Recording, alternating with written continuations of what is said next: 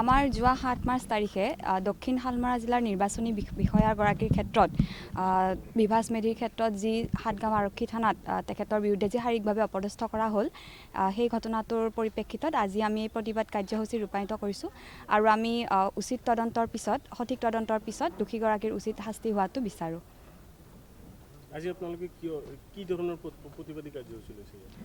আজি আমি ইয়াতে প্লে কাৰ্ড ডিছপ্লে কৰিছোঁ আৰু আমি বিচাৰোঁ যে তদন্ত হওক, ঘটনাটো এটা সঠিক তদন্ত হওক আৰু দোষীয়ে উপযুক্ত শাস্তি পাওক যাতে ভৱিষ্যতে এনেকুৱা ধৰণৰ ঘটনাৰ আৰু পুনৰাবৃত্তি নহয়। ইয়াৰ পূৰ্বেও আৰু এটা ঘটনা হয় হয় গতিকে সেইকাৰণে মই কৈছোঁ যে এইবাৰ দোষীয়ে দৃষ্টান্তমূলক শাস্তি পাব লাগে, উচিত তদন্ত হওক আৰু উচিত তদন্তৰ পিছত দোষীয়ে দৃষ্টান্তমূলক শাস্তি পাওক যাতে ভৱিষ্যতে আৰু কোনো এগৰাকী কাৰ্যবাহী দণ্ডাধীশৰ ক্ষেত্ৰত যাতে আমি এনেকুৱা ধৰণৰ অপ্ৰীতিকৰ পৰিস্থিতিৰ সন্মুখীন হ'বলগীয়া নহয়।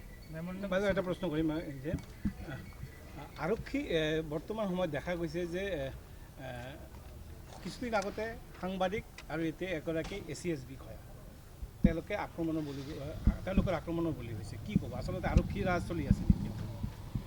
এই বিষয়ত মোৰ তেনেকৈ বিশেষ ক'বলগীয়া একো নাই।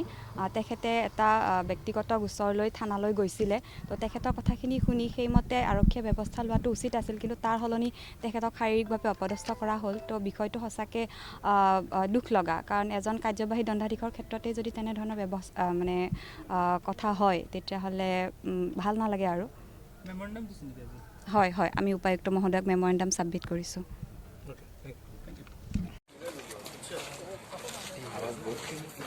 आवाज दो एक हो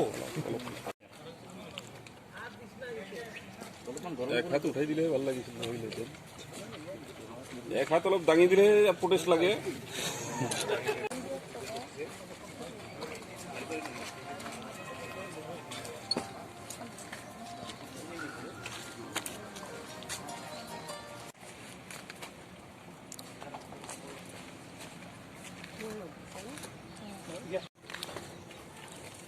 আমাৰ বৰুৱা বাইদেউ মুখখন ঢাকি থৈছে। মুখ ঢাকি